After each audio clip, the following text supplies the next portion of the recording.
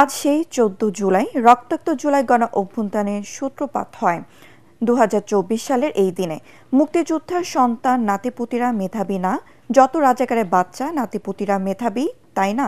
সাবেক বিতর্কিত প্রধানমন্ত্রী শেখ হাসিনার ওই বক্তব্যের কয়েক ঘন্টার মধ্যেই অভ্যুত্থান ঘটে যায় ঢাকা বিশ্ববিদ্যালয়। আওয়ামী লীগের দুঃশাসনের বিপরীতে সেদিন ঢাকা বিশ্ববিদ্যালয়ের হলপাড়ায় দুঃসাহসিক ভূমিকায় কোটা সংস্কার আন্দোলন বিপ্লবের রূপ নিতে শুরু করে।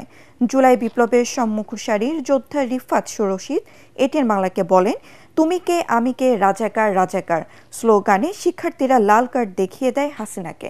আদিন সজীবের রিপোর্ট।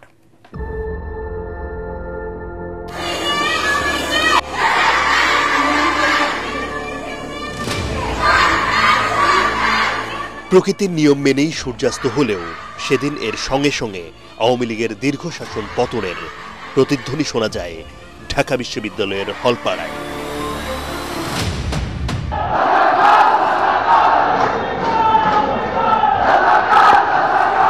কিন্তু কি এমন হয়েছিল যে দেশসেরা বিদ্যাপীঠের হাজার হাজার শিক্ষার্থীর কণ্ঠে ওই একসুর স্বাধীন বাংলাদেশের অন্যতম ঘৃণিত শব্দ রাজাকার রাজাকার। মুক্তিযোদ্ধার সন্তান নাতিপুতিরা কেউ মেধাবী না, যত রাজাকারের বাচ্চারা নাতিপুতি হলো মেধাবী, তাই না?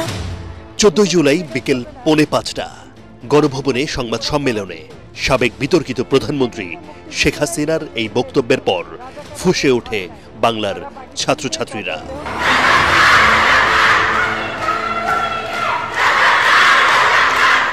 গতি পায় কিছুটা ধীর গতিতে চলা কোটা সংস্কারের দাবিতে বৈষম্য বিরোধী ছাত্র আন্দোলন।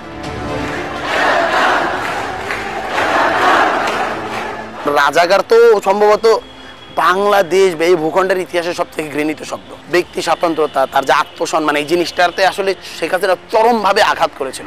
ওই ক্ষোভটা শিক্ষার্থীদের পাবলিক স্পেয়ারের ভিতরে আমরা দেখতে পাচ্ছি যে কিভাবে এই ক্ষোভটা আসলে প্রকাশ হয়েছিল, এবং ঢাকা বিশ্ববিদ্যালয় ওই দিন আসলে একটা অভ্যুত্থান হয়ে গিয়েছিল হলগুলোর মাঝে।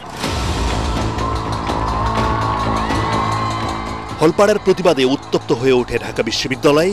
রাতে রাজু ভাস্কর্য এবং উপাচার্যের বাসভবনের সামনে জড়ো হয়ে নানা স্লোগান দেন বিক্ষুব্ধ শিক্ষার্থীরা। যারা রাজাকারদের পক্ষে তোষণ করে চাকরিতে যাওয়ার যোগ্যতা তাদের থাকবে। আমাদের রাজনৈতিক বোঝাপড়ার মাঝে ছিল আমরা যেদিন ঢাকা বিশ্ববিদ্যালয়ের হলগুলোকে ছাত্রলীগ মুক্ত করতে পারবো, তার 15 দিনের মাথায় আমরা শেখ হাসিনাকে ফালা দিতে পারবো। ছাত্রলীগের হুঙ্কার তোয়াক্কা না করেই আন্দোলনকে নতুন মাত্রা দেয় নারী শিক্ষার্থীরা। কুয়েতমন্ত্রী হল, ফজিলাতুন্নেসা হল, বেগম রোকেয়া এবং শামসুন নাহার হলের ছাত্রীরা থালাবাসন হাতে লাল কার্ড দেখায় শেখ হাসিনাকে। একটা যে নতুন করে একটা ব্যানার বানাবো ই করবো, তো ওই টাকাটা ছিল না, তখন লুৎফর ভাইকে যায় বলে যে ভাই টাকা দেন ব্যানার দিব না। তখন এর মাঝে আমাদের বাকের ভাই বলে উঠলো, যদি ভাই আজকে আপনি যদি 500 টাকা দেন তাহলে আমরা হাসিনারে ফালাই দিই। সে তখন হলো গিয়ে 500 টাকার জায়গায় 1000 টাকা বের করে দিছে, বলছে যে যা নিয়ে যায়। কোটা সংস্কার আন্দোলন রূপ নিতে শুরু করে জুলাই বিপ্লবে।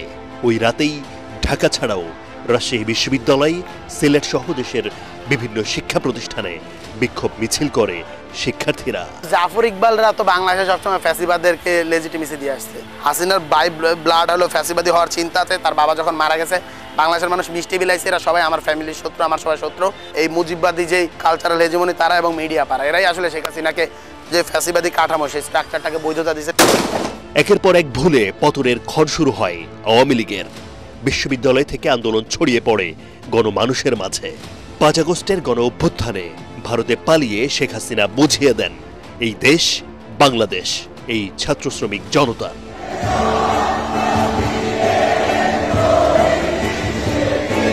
আদিন সজীব, এটিএন বাংলা, ঢাকা।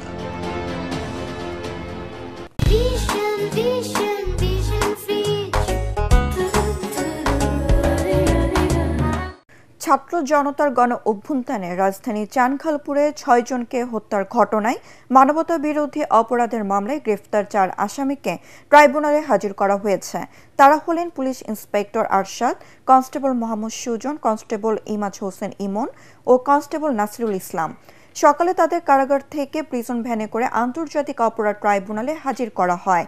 এই মামলার প্রধান আসামি সাবেক ডিএমপি কমিশনার হাবিবুর রহমান সহ 4 জন পলাতক রয়েছেন। আজ চানখালপুরে হত্যা মামলায় আসামিদের বিরুদ্ধে অভিযোগ গঠনের আদেশ দেওয়ার কথা রয়েছে। এই মামলার পলাতক 4 আসামিকে ট্রাইব্যুনালে হাজির হতে গত 3 জুন পত্রিকায় বিজ্ঞপ্তি প্রকাশের নির্দেশ দেওয়া হয়। তবে আসামিরা হাজির না হওয়া ট্রাইব্যুনাল এই আদেশ দেন।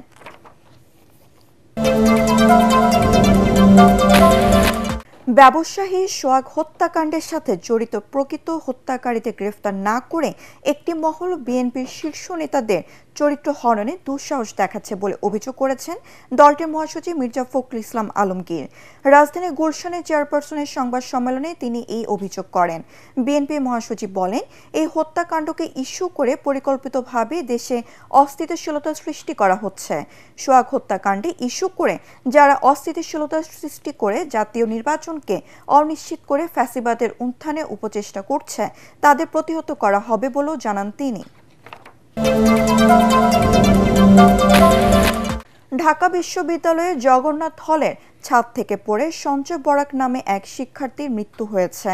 তিনি ঢাকা বিশ্ববিদ্যালয়ের নৃবিজ্ঞান বিভাগের 2020-21 সেশনের শিক্ষার্থী ছিলেন। সকালে তাকে উদ্ধার করে ঢাকা মেডিকেল কলেজ হাসপাতালের জরুরি বিভাগে নিয়ে গেলে কর্তব্যরত চিকিৎসক মৃত ঘোষণা করেন। সঞ্জয়ের বাড়ি হবিগঞ্জে চুনারুঘাট উপজেলায়। জগন্নাথ হলে সিসি ক্যামেরার ফুটেজে দেখা যায় ওই যুবক হলের আবাসিক ভবন থেকে পড়ে গেছে। তবে তিনি পড়ে গেছেন নাকি লাফ দিয়েছেন বিষয়টি জানা যায়নি। তার মরদেহ ঢাকা মেডিকেল কলেজ হাসপাতালের জরুরি বিভাগের মর্গে রাখা হয়েছে।